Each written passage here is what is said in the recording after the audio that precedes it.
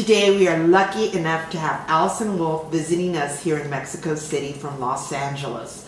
So she's just spent her first week with us, and we're going to check in and see what your favorite places were. I just want to interview you about your experiences the first week here. Oh, yes, you're so lucky to have me. Can you tell us about some of the places you visited in your first week here in Mexico City? Well, luckily, Alice and Greg live in Coyoacan neighborhood, and it's right by the Frida Kahlo house, and it's also near the Trotsky house. So I think the first things that we did after I flew in, we walked around the neighborhood, and it was just amazing to just walk by both of those places. And so yeah, we walked around the neighborhood, which is really beautiful, and really just walking around is my favorite thing. But also, we also got to go to a museum, which was the Anthropology Museum. Yeah, the Anthropology Museum. Yeah, and that was really great, really interesting. And there's some really nice boulevards near there that we took a double-decker bus down, which was really fun also, just to see the center of the city. Well, we took it into the center of the city. Centro is amazing in Mexico City. Beautiful buildings everywhere. We got to go to the Bellas Artes building. Mm-hmm. Wait, what is it called? It's called the Palacio de Bellas Artes. There. And my Spanish is, slowly improving maybe. You're doing great. Come on. But that was beautiful, and I think it had been closed during a lot of COVID, so that was really nice to be able to go there. But yeah, so we got to go to Palacio de Bellas Artes and see some amazing murals, and the building itself, deco, beautiful. And so we got to see Diego Rivera's mural, the one that Rockefeller had taken down.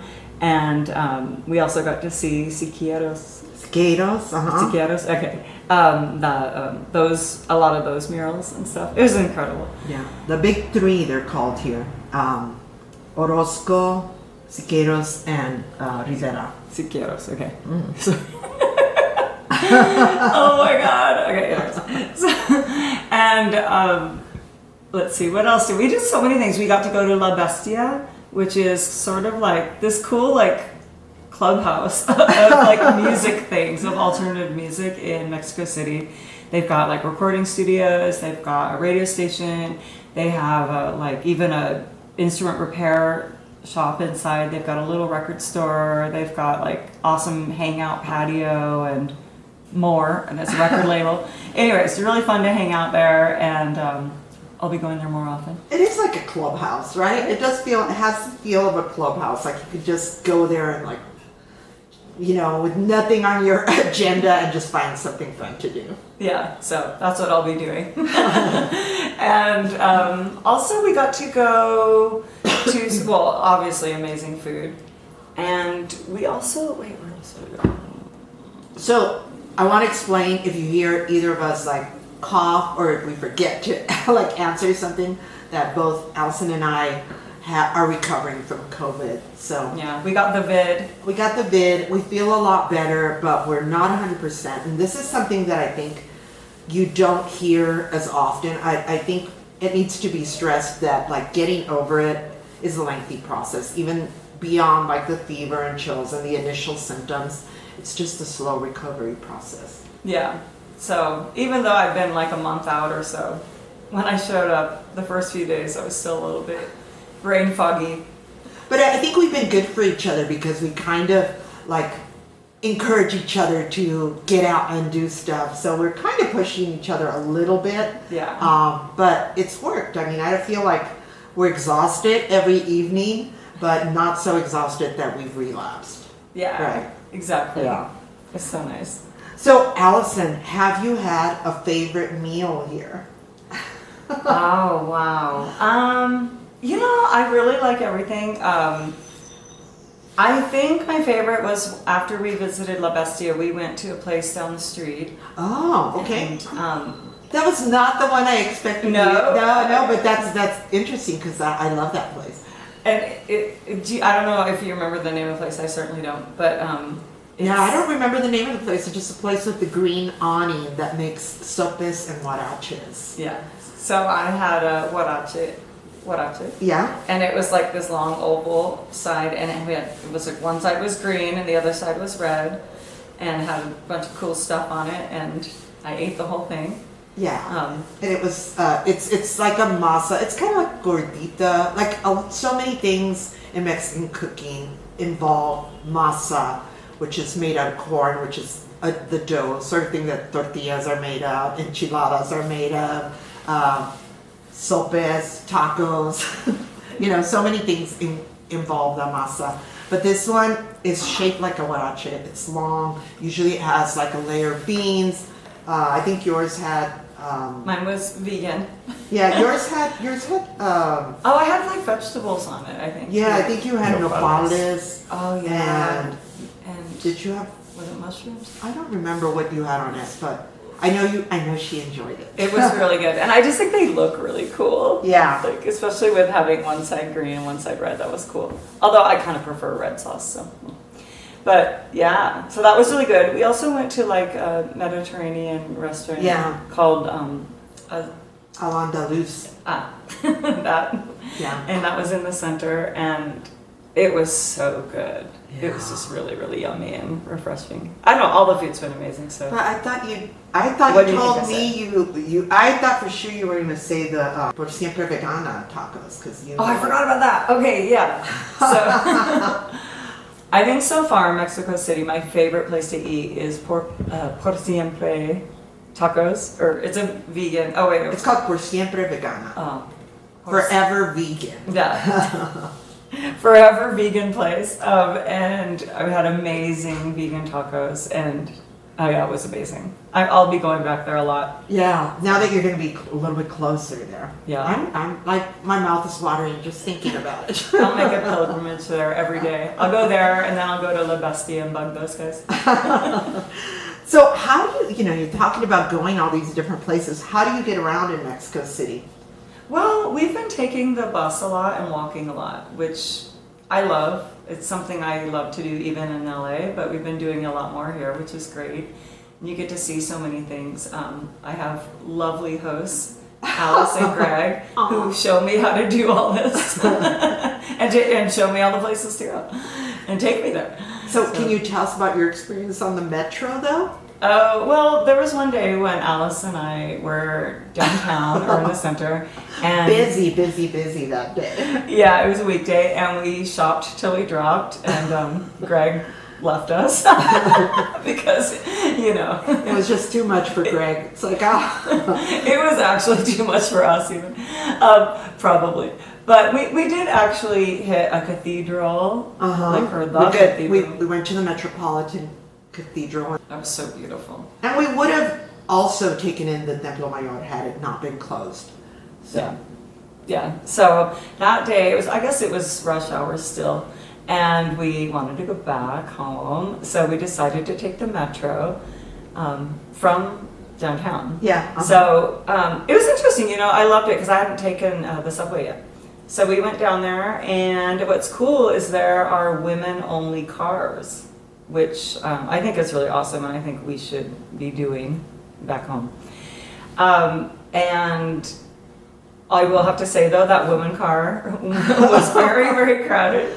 So it was probably less crowded than the regular cars, but it was still like, when it pulled up, I'm just like, oh my God, we're going to have to squeeze in there. But I mean, I've been in New York subways and rush hour, and you have to like physically squeeze in. So we didn't even really have to squeeze. So it wasn't as physical as it could have been. And but you're packed in there like sardines, and it's warm, and you're sweating and stuff. But it's nice because it's all women. And so Alice told me, she was like, what's great about this is that we don't really have to hang on because we were in a spot where we couldn't really reach the bars or anything, and but we were so tightly packed that I thought like, there's nowhere to fall. It's all women holding each other up. Yeah. Not just metaphorically. Yeah. But literally. And then all of a sudden the car came to a screeching halt, and Alice sort of went flying. But not too far. Yeah. You were No, caught. I did. Like another woman held me up. I felt kind of bad. I apologized to her afterwards, and she was like, no problem, right? Like, that's what it is. That's what this journey is. Right. That's all right. I told Alice at one time I fell in a woman's lap in a subway in New York. So, on the way to work. So, yeah, but it was only really crowded for like 2 stops or so. Yeah. So, and this line was above ground mostly. So, yeah, it was great. Got to see everything. So, Allison, sitting close to you, I noticed that you have special, like really particularly cool eye makeup on. Did you get that when you were in Zocalo, or this is? Well, the day that we shopped, yeah, we hit a whole bunch of makeup stores, and I bought every single color of liquid eyeliner that they had. And this isn't even the crazy stuff. I got a lot of neon colors too that we'll be trying for our shows. Yeah, you might see it. You might see them in future updates. We'll make sure to post little fashion updates. So what did you think of the shopping in Mexico City? Since we did have a full day of shopping, of just shopping. Well, it was awesome. I like that there's just, you can just walk down these streets, little shops everywhere with little cute things. What did you think? Cochinada? Cochinadas, yeah. I love cochinadas. That's like my whole life is cochinadas. For those of you who are not familiar with the word cochinada, I described it as one item that I suggested that Allison buy for her nephew. Should I describe it? Yeah. It's like it looked like a ball, but it had a little pig's face on it, and then the vendor threw it on the ground. It splattered into something that looked like vomit with a little pig face on it, and then it healed itself back into a ball. And that is like something that nobody really needs, but I bet a lot of us would enjoy having it. So that's cochinada, a little useless thing. But I also love that splattered pig because it kind of is like what life does to you, It's like metaphorically accurate. Like throws you on the ground and then you have to heal yourself and bounce back. So, why did you decide to visit Mexico City? What is your, is it just to vacation? Is it all you ever wanted? It's all I ever wanted. Or is there some other reason that you're here? Okay. Well, first of all, when Alice and Greg moved away from LA and moved down here, I was sad, and so I knew I'd come visit at some point. And I've never been to Mexico City before until now. And so I really wanted to go. And but I also have a senior fellowship this year from the Western States Center in Portland, Oregon. It's really awesome. Leftist think tank. And I just love them there. And one of my favorite people, Eric Ward, who's an amazing political activist, works there and is the executive director.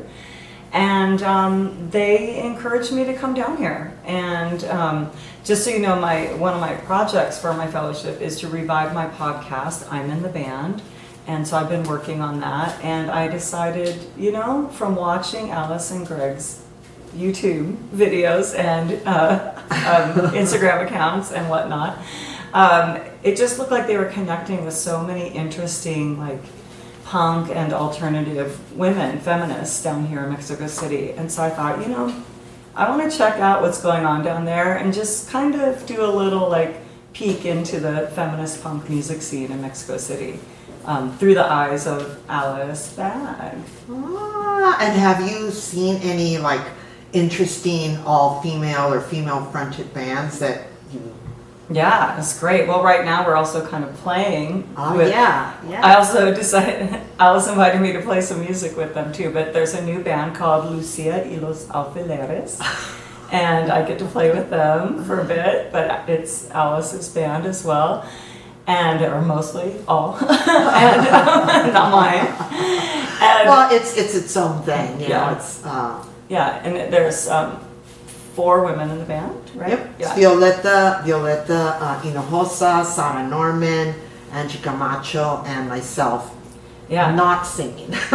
Well, not singing backup. Yeah. Yeah. But it's great. I mean, they're amazing, and they have 2 singles out already, and I don't know, I'm just so excited. So they're You know what? Oh, it's funny because I say not singing, but actually in this band, practicing with Allison, who has encouraged us all, like everybody sing. Like now I feel like everybody sings everything all the time whenever they feel like it. And it's really good energy. It may not, I mean, if you go, it may not sound like the original recording, but it's going to sound like a lot of fun, and you're welcome to join in and sing. yeah, because it's more like a girl game then. Yeah, You know. it's more like a girl gang vibe than like, we're trying to recreate our studio recording.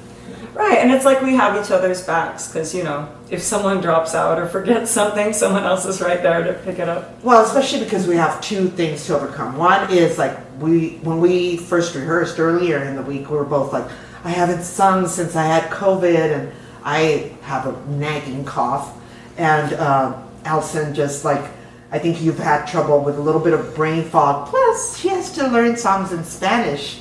So, you know, higher degree of difficulty to overcome these things. So Yeah. I think supporting each other was a big deal. Yeah. And is a big deal.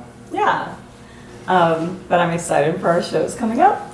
And anyway, so I saw another band called Las Fokin Bitches, and they were amazing.